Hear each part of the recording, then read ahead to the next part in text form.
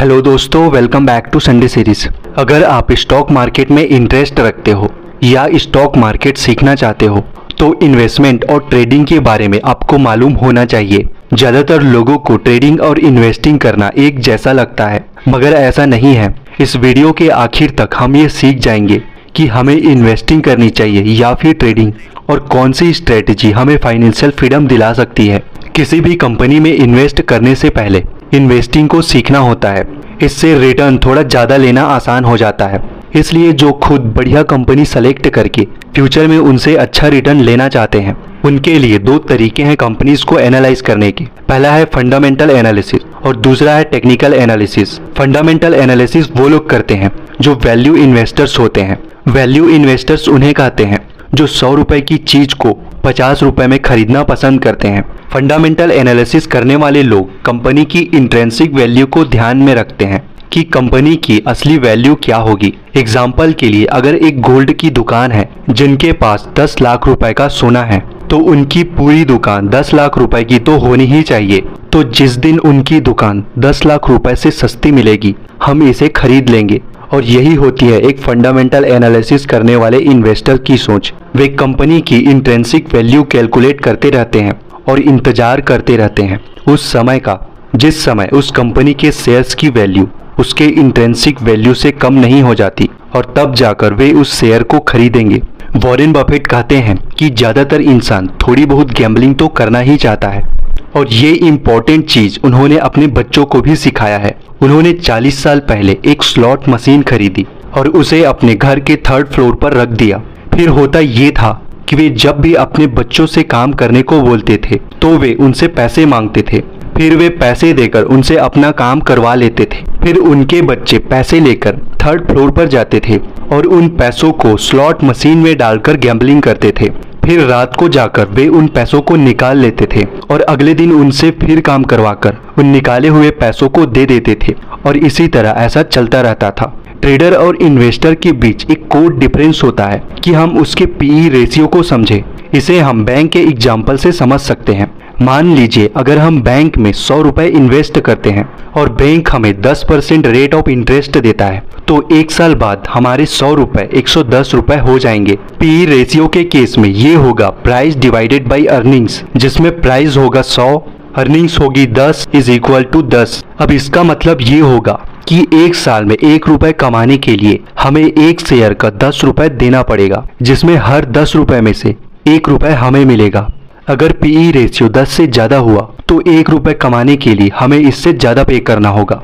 इसलिए बैंक का interest rate अगर 10 हुआ तो उसका पीई भी सेम होगा। लेकिन कंपनी के केस में ऐसा नहीं होता। उसका पीई कम ज़्यादा होता रहता है, क्योंकि कंपनी का शेयर प्राइस 2 चीज़ों से बना होता है। पहला अर्निंग्स कि कंपनी कितने पैसे कमा रही है, और दूसरा प्राइस यानी पब्लिक का इमोशंस क्या रहा। पीई को हम इमोशंस भी कह सकते हैं।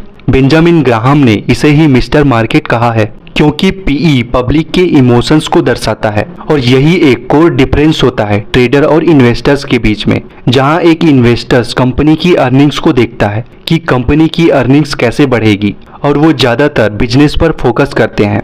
लेकिन एक ट्रेडर्स को ये सब देखने की जरूरत नहीं होती। ट्रेडर्स इमोशंस पर खेलते हैं कि इस शेयर का प्राइस कहाँ जा सकता है, और वे उस हिसाब से कॉल या पुट ऑप्शन बाई करते हैं। वॉरेन बफेट ये भी कहते हैं कि वे अच्छे इन्वेस्टर अपनी इंटेलिजेंस से नहीं बल्कि अपने इमोशनल डिसिप्लिन की वजह से बने हैं। वे कहते हैं कि जो हम लोगों को आता है वो 1 महीने में आप सीख सकते हो, लेकिन उनके कंपनीज को फिल्ट्रेशन करने का एजेंडा ही कुछ ऐसा होता है कि जब तक उनको 1 रुपए की चीज 50 पैसे में नहीं मिलेगा वो उसमें इन्वेस्टमेंट नहीं करेंगे। लेकिन हमारे जैसे ज़्यादातर लोगों को जल्दी रिजल्ट चाहिए, इसलिए हम लोग रुक ही नहीं पाते, और बहुत कम लोग ही फंडामेंटल एनालिसिस में एक्सपर्ट बन पाते हैं। फिर भी अगर आप फंडामेंटल एनालिसिस सीखना चाहते हैं तो आप the intelligent investor by Benjamin Graham और value investing from Graham to Buffett and beyond, इन 2 बुक से स्टार्ट कर सकते हैं। इसमें सिखाया गया है कि हम कंपनी की इंट्रिंसिक वैल्यू कैसे निकाल सकते हैं। ब्रूस ग्रीनवॉल्ड कहते हैं कि value investors discounted cash flow method का इस्तेमाल नहीं करते, बल्कि वे पहले एसेट्स देखते हैं और फिर करेंट अर्निंग पावर देखते हैं। मान लीजिए आप और आपका बेस्ट फ्रेंड एक वैल्यू इन्वेस्टर हो और दोनों एक कंपनी की जांच करते हैं जिसका नाम एबीसी प्राइवेट लिमिटेड है। जिसके एक शेयर की अर्निंग प्राइस 100 रुपए है। अब दोनों ने कंपनी को एनालाइज किया और आपको लगा कि इस कंपनी की अर्निंग्स अगले 2 साल में डबल हो जाएगी, यानी जो एक शेयर की अर्निंग प्राइस 100 रुपए थी वो बढ़कर 200 रुपए हो जाएगी। आप दोनों उस कंपनी को बाई करने का सोचते हैं, लेकिन आप कंपनी के शेयर्स तब बाई करते हो जब लोग इसके बारे में नेगेटिव सोचते हैं, जिसकी वजह से इसका पीई भी कम होकर 10 हो जाता है। लेकिन आपका फ्रेंड शेयर बाई करने में देर कर देता है, तब तक उसका पीई 20 हो जाता है और यहीं पर होता है गेम चेंजिंग मूवमेंट। आप दोनों ने एक साथ फंडामेंटल एनालिसिस की थी, लेकिन आपने शेयर्स तब खरीदा जब इसकी अर्निंग 100 और इसका पीई रेशियो 10 था, यानी आपके एक शेयर का प्राइस 100 गुना 10 बराबर 1000 रुपए था। लेकिन आपके फ्रेंड ने शेयर तब खरीदा जब बाकी लोग भी शेयर खरीदने की सोच रहे थे, जिसकी वजह से उसका पीई 20 हो गया और उसने वही सेम कंपनी सेम फंडामेंटल पर 1000 की जगह 2000 रुपए पर बाई किया। फिर अगले 2 सालों में शेयर्स का प्राइस कम भी होता है और बढ़ता भी है, जहां आपको पता है कि कंपनी के फंडामेंटल स्ट्रॉन्ग है, इसलिए आप दोनों शेयर्स को 2 साल तक नहीं बेचते। फिर 2 साल पूरा होने के बाद कंपनी की अर्निंग्स पर शेयर 100 रुपए से 200 रुपए हो जाता है, लेकिन पीई 20 ही होता है। फिर आप दोनों शेयर्स बेच देते हैं कंपनी की मैनेजमेंट बदलने पर। तो आप दोनों हर एक शेयर्स को 200 गुना 10 यानी 4000 रुपए के हिसाब से सेल कर देते हैं, जहां आप दोनों को अब रिटर्न मिलता है। आपने हर एक शेयर 1000 रुपए का लिया, जो अब 4000 रुपए का हो जाता है, लेकिन आपके फ्रेंड ने हर एक शेयर को 2000 रुपए में लिया और वो भी 4000 रुपए का हो जाता है, लेकिन आपका रिटर्न 4 गुना होता है, जबकि आपके दोस्त का 2 गुना, क्योंकि सिर्फ पीई ने आपके रिटर्न को आपके दोस्त के मुकाबले 2 गुना ज्यादा कर दिया। यानी अगर आपने और आपके दोस्त ने इसमें 10 लाख रुपए इन्वेस्ट किए थे तो वे 40 लाख हो गए और आपके दोस्त के 20 लाख हुए। यही कारण है कि एक इन्वेस्टर पूरा फोकस अर्निंग्स पर करता है और पीई को अपने फायदे के लिए यूज करता है। यानी अगर पीई कम है तो वह शेयर्स खरीदना पसंद करेगा। कोई भी वैल्यू इन्वेस्टर्स 3 तरीके अपनाते हैं कंपनी की इंट्रिंसिक वैल्यू निकालने के लिए। पहला है वैल्यू ऑफ एसेट्स, जिसमें बैलेंस शीट्स देखते हैं और एसेट्स की वैल्यू निकालकर लायबिलिटीज को घटा देते हैं। दूसरा है अर्निंग पावर वैल्यू, इसमें हम मान लेते हैं कि कोई कंपनी अपनी आज की अर्निंग्स फ्यूचर में भी बनाए रखती है तो कंपनी की प्रेजेंट वैल्यू क्या होगी। तीसरा है ग्रोथ वैल्यू, इसमें देखते हैं कि कंपनी की वैल्यू अगर बढ़ती जाती है तो आज की वैल्यू क्या रहनी चाहिए। ज्यादातर लोग कहते हैं कि फंडामेंटल एनालिसिस में हमें कंपनीज की एनुअल रिपोर्ट पढ़नी पड़ती है और इंट्रिंसिक वैल्यू निकालनी पड़ती है। फिर हमें इंतजार करना पड़ता है कि कब उस कंपनी की शेयर्स अपनी इंट्रिंसिक वैल्यू से हमें कम कीमत पर मिले और तब जाकर हम इसमें इन्वेस्ट करेंगे। इसमें समय थोड़ा ज्यादा लगता है, लेकिन इसी मेथड से बहुत लोग बिलियनियर भी बने हैं और आज भी बिलियनियर बने हुए हैं। अब देखते हैं कि ये ट्रेडिंग क्या है और वर्ल्ड के बेस्ट ट्रेडर जिम सैमंस ने 15 से 20% एनुअल रिटर्न लेने के बजाय साल का 66% रिटर्न कैसे लिया और इसमें कौन सी स्किल्स लगती है और ट्रेडर की साइकोलॉजी क्या होती है। इसे हम उनकी रियल स्टोरी से समझेंगे कि कैसे उन्होंने सिर्फ 1 साल नहीं बल्कि पूरे 30 सालों तक 66% का रिटर्न लिया, फिर भी इनकी नेटवर्थ वॉरेन बफेट से कम रही। वॉरेन बफेट की स्टोरी तो हम सभी जानते हैं कि कैसे उन्होंने 11 साल की एज से ही इन्वेस्टिंग शुरू कर दी थी और काफी सालों के बाद वे एक बिलियनियर बन पाए। लेकिन जिम सैमंस के बारे में बहुत कम ही लोग जानते हैं। जिम सैमंस पैसे बनाने में तो अच्छे रहे ही हैं, वे हार्वर्ड में मैथ्स प्रोफेसर भी थे। जिम सैमंस का जन्म 1938 में अमेरिका के यहूदी परिवार में हुआ। बचपन से उन्हें मैथ्स काफी पसंद था। जब वे सिर्फ 3 साल के थे तो उनके परिवार वालों ने देखा कि वे खुद ही बहुत बड़े नंबर को 2 से भाग किए जा रहे थे। उनके पेरेंट्स चाहते थे कि हाई स्कूल पूरा करने के बाद उन्हें मेडिसिन की पढ़ाई करके डॉक्टर बनना चाहिए, लेकिन हाई स्कूल कंप्लीट करने के बाद जिम सैमंस कुछ और ही सोच रहे थे। इसलिए मैथ्स को और अच्छे से सीखने के लिए उन्होंने MIT यूनिवर्सिटी में एडमिशन लिया। शुरुआत में उन्हें काफी परेशानी हुई और कुछ टेस्ट में वे फेल भी हो गए। फिर आखिरकार गर्मियों की छुट्टी में उन्होंने पूरा दिन कॉम्प्लेक्स सीरीज के क्वेश्चन सॉल्व करने में लगा दिया, जिससे उनका मैथ्स में इंटरेस्ट और भी बढ़ गया। उनके टीचर्स का कहना है कि जिम ज्यादातर कैंपस में लेटे हुए दिखाई देते थे और आंखें बंद करके कोई न कोई मैथ्स सॉल्व करते रहते थे। उन्होंने कॉलेज के टाइम पर ही सोच लिया था कि वो कैसी लाइफ पाना चाहते हैं। जहां उन्हें अपनी लाइफ में मैथ्स और कॉफी चाहिए बस। MIT से पढ़ाई करने के बाद उन्होंने बर्कले यूनिवर्सिटी से 2 सालों में ही PhD पूरी कर ली। फिर हार्वर्ड यूनिवर्सिटी में उन्होंने अपनी पहली जॉब करी एज अ मैथ्स टीचर। वे प्रोफेसर तो बन गए, लेकिन वे कैजुअल रहना ही पसंद करते थे, इतने कैजुअल कि वे सॉक्स पहनना तक भूल जाते थे। लेकिन कुछ साल बाद जिम टीचिंग से बोर होने लगे, क्योंकि सब कुछ उम्मीद के मुताबिक था। स्टूडेंट्स को सेम लेक्चर देना और फिर दूसरे टीचरों के साथ गप्पे मारना। इसके बजाय उन्हें कुछ चैलेंजिंग जॉब चाहिए था जो उनके टैलेंट को और निखार सके।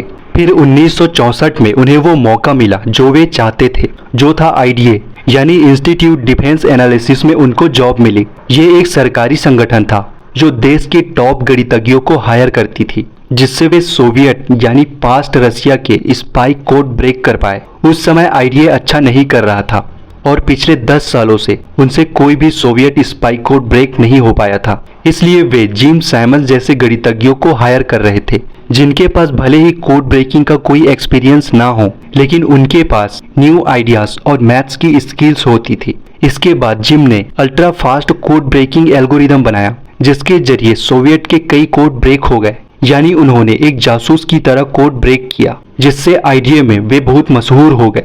कुछ समय बाद जिम का मन फाइनेंस और ट्रेडिंग में पड़ने लगा, जहां शेयर मार्केट की दुनिया को भी वैसे ही देखने लगे जैसे वे मैथ्स को देखा करते थे। लेकिन जब उनकी एज 30 की हुई तब IDA ने उन्हें निकाल दिया, क्योंकि उन्होंने एक इंटरव्यू में बोल दिया था कि मुझे वियतनाम वॉर पसंद नहीं है, जो उनके बॉस के रूल्स के खिलाफ था। इसके बाद 40 की एज में उन्होंने अपना पहला हेज फंड खोला, जिसका नाम रखा मनी मैट्रिक्स, जिसमें काम था कि वे मैथ्स का यूज करके शेयर मार्केट के पैटर्न को समझ सके। इसको चलाने के लिए उन्होंने IDA के कलीग्स लियोनार्ड बॉम को अपने साथ जोड़ लिया, क्योंकि बॉम भी जिम की तरह बहुत बड़े गणितज्ञ थे और उन्होंने भी एक एल्गोरिदम बनाया था। जिम को लगा कि ये एल्गोरिदम हम शेयर मार्केट में यूज करके बहुत ज्यादा पैसा बना सकते हैं, और उन्होंने ऐसा ही किया। जहां एक बार उनके साथ एक दिलचस्प मामला सामने आया। जब जिम और बॉम एक दिन बीच पर आराम कर रहे थे, तब इनके एल्गोरिदम ने भविष्यवाणी किया कि ब्रिटिश पाउंड की कीमत आज रात बढ़ने वाली है।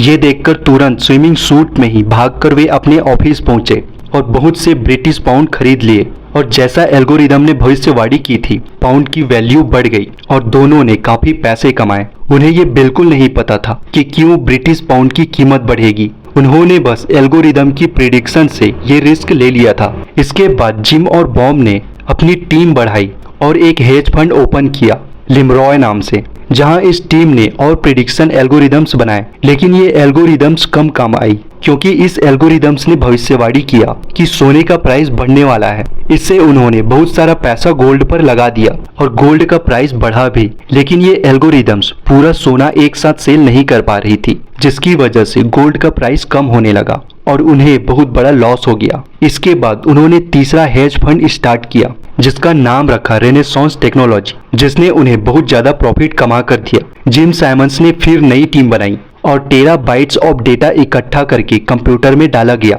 और बेस्ट एल्गोरिदम्स बनाए गए। रेनेसांस टेक्नोलॉजी के अंदर एक फंड्स भी बनाया गया, जिसका नाम रखा मेडेलियन फंड, और इसी मेडेलियन फंड के एल्गोरिदम ने इन्हें 66% का एनुअल रिटर्न कमा कर दिया, जो महान इन्वेस्टर्स जॉर्ज सोरोस, स्टीव कोहे और यहाँ तक कि वॉरेन बफेट से भी 3 गुना ज्यादा का रिटर्न लिया। और ऐसा उन्होंने 30 सालों तक, यानी 1988 से 2018 तक इस फंड ने उन्हें $105 बिलियन बना कर दिया। 66% रिटर्न को अगर हम लॉन्ग टर्म इन्वेस्टिंग से समझे, तो अगर आपको 70 साल मिले कंपाउंडिंग के लिए, तो आपकी नेटवर्थ होगी 63 Quintillion, 900 quadrillion, 781 trillion, 780 billion, 740 million और $168। क्योंकि ट्रेडिंग टेक्निकल एनालिसिस पर बेस्ड होती है, इसमें हम बाई और सेल करके दोनों तरीके से पैसे कमा सकते हैं। इसमें हमें ये सीखना होता है कि मार्केट किस दिशा में जा सकती है, फिर उस हिसाब से हमें बाई या सेल करके प्रॉफिट कमाना होता है। प्रोफेशनल ट्रेडर्स ट्रेड लेने के लिए किसी अच्छी मोमेंट वाली कंपनी या फिर निफ्टी 50 और बैंक निफ्टी का यूज करते हैं। एक ट्रेडर हमेशा कंपनी की अर्निंग्स रिपोर्ट्स पर नजर रखता है, क्योंकि अगर कोई कंपनी लास्ट क्वार्टर में कहती है कि वो 2000 रुपए पर शेयर अर्न करेगी, लेकिन क्वार्टरली रिपोर्ट में उन्होंने 2000 रुपए पर शेयर से कम अर्न किया, तो ज्यादातर लोग शेयर्स बेच देते हैं, जिससे शेयर प्राइस कम होता है जिसको मैन्युपुलेट करके एक ट्रेडर कुछ पैसे कमा लेता है। इसलिए आप भी स्टार्टिंग में अपने कम पैसों को बढ़ाने के लिए ट्रेडिंग कर सकते हैं और बाद में उसे इन्वेस्टिंग में लगा सकते हैं, क्योंकि राकेश झुनझुनवाला, विजय केडिया जैसे बड़े दिग्गज ने भी ऐसा ही किया था, जो आज सही भी है। बाकी डिसीजन तो आपको ही लेना होगा। इसलिए जो बड़े ट्रेडर्स होते हैं वो ट्रेडिंग करते टाइम सिर्फ कंपनी के स्टॉक्स प्राइस के पैटर्न को एनालाइज करके उन्हें बाई और सेल करते हैं। जहां ट्रेडिंग भी 4 टाइप के होते हैं। पहला स्कैल्प ट्रेडिंग। अगर कोई ट्रेडर शेयर बाई करके उसे कुछ मिनट बाद तुरंत सेल करता है तो उसे हम स्कैल्प ट्रेडिंग कहेंगे। दूसरा है इंट्राडे ट्रेडिंग। इंट्राडे ट्रेडिंग में ट्रेडर को शेयर्स आज बाई करके आज ही सेल करना होता है। तीसरा है स्विंग ट्रेडिंग। ट्रेडर अगर कुछ दिनों के लिए या कुछ हफ्तों के लिए शेयर्स को होल्ड पे रखता है और बाद में उसे सेल करता है तो उसे हम स्विंग ट्रेडिंग कहेंगे। चौथा है पोजीशन ट्रेडिंग। अगर कोई ट्रेडर किसी शेयर्स को कुछ महीनों के लिए अपने पास होल्ड करके रखता है तो उसे हम पोजीशन ट्रेडिंग कहेंगे। इसलिए अगर आप टेक्निकल एनालिसिस स्टार्ट करना चाहते हैं तो पहले आप किसी एक्सपर्ट से सीख ले और फिर ट्रेडिंग करें। इससे आप ज़्यादा लॉस नहीं करेंगे और स्टार्टिंग में अपने इनकम का 5 से 10% ही ट्रेडिंग में यूज करें और ज़्यादा इमोशंस में ना बहे। इससे आप बहुत बड़ी प्रॉब्लम में फंस सकते हैं। अगर आप ट्रेडिंग सीखना चाहते हैं तो मैं रिकमेंड करूंगा मुकुल अग्रवाल सर की zero to hero class join करने की, जो कि को फाउंडर है फिनोमिक्स एकेडमी की, जहां बेसिक से लेकर एडवांस की नॉलेज दी जाती है। इनकी स्ट्रेटेजी इतनी सिंपल होती है कि एक 10 साल का बच्चा और एक बिगिनर्स भी सीख सकता है। इनका YouTube चैनल भी है मुकुल अग्रवाल के नाम से, जिसमें 1.4 मिलियन से भी ज्यादा सब्सक्राइबर्स, और वे हर रोज एक वीडियो अपलोड जरूर करते हैं। इसलिए अगर आप ट्रेडिंग में इंटरेस्टेड हैं तो उनकी टीम से बात करके आप और ज्यादा जानकारी ले सकते हैं। ट्रेडिंग के लिए एक डीमेट अकाउंट की भी जरूरत होती है। आपने अगर अभी तक अपना डीमेट अकाउंट ओपन नहीं किया तो नीचे डिस्क्रिप्शन में जाकर आप अपना फ्री अकाउंट ओपन कर सकते हैं। एक वैल्यू इन्वेस्टर्स का मेन फोकस उसकी अर्निंग्स पर होता है, जबकि एक ट्रेडर का फोकस मार्केट की ट्रेंड पर होता है या कोई न्यूज पर होता है जिससे प्राइस कम या ज्यादा हो सके। लेकिन अगर आप चाहो तो ट्रेडिंग और इन्वेस्टिंग दोनों सीखकर स्टार्ट कर सकते हैं। आपको किसी एक चीज को चूज करने की जरूरत नहीं है। स्टार्टिंग में सभी बड़े इन्वेस्टर्स जाने अनजाने में ट्रेडिंग से ही शुरुआत करी है। इसलिए आप भी ट्रेडिंग सीखकर प्रॉफिट का कुछ हिस्सा इन्वेस्ट कर सकते हैं। अगर हम कहें कि ट्रेडिंग और इन्वेस्टिंग में कौन ज्यादा सही है तो इस पूरे वीडियो की समरी में अभी भी value investing is the best. इसलिए अपने आप को समय दो, वैल्यू इन्वेस्टिंग सीखो और पैसे इन्वेस्ट करो लंबे समय के लिए, क्योंकि इन्वेस्टिंग एक लॉन्ग टर्म गेम होता है जहां हम किसी भी स्टॉक या फंड में लंबे समय के लिए होल्ड करते हैं, जो 10 से लेकर 20 साल भी हो सकता है, क्योंकि हम पैसे कंपनी के बिजनेसेस में लगाते हैं। इसलिए बिजनेस को ग्रो होने के लिए इतने लंबे समय की जरूरत पड़ती है। तो आई होप इस ट्रेडिंग और इन्वेस्टिंग की नॉलेज आपको एक सही डायरेक्शन दिखाने में हेल्प करेगी। आपको ये लर्निंग कैसी लगी और आप नेक्स्ट वीडियो किस टॉपिक में चाहते हैं, नीचे कमेंट बॉक्स में कमेंट करके जरूर बताइए, ताकि हम ऐसी नॉलेजेबल और लाइफ एजुकेशन वीडियो आपके लिए लाते रहें। अगर आपको लगता है कि ये वीडियो आपके किसी दोस्त या फैमिली मेंबर के काम आ सकती है तो ये वीडियो उनके साथ शेयर जरूर करें। मिलते हैं नेक्स्ट वीडियो में, तब तक के लिए जय हिंद।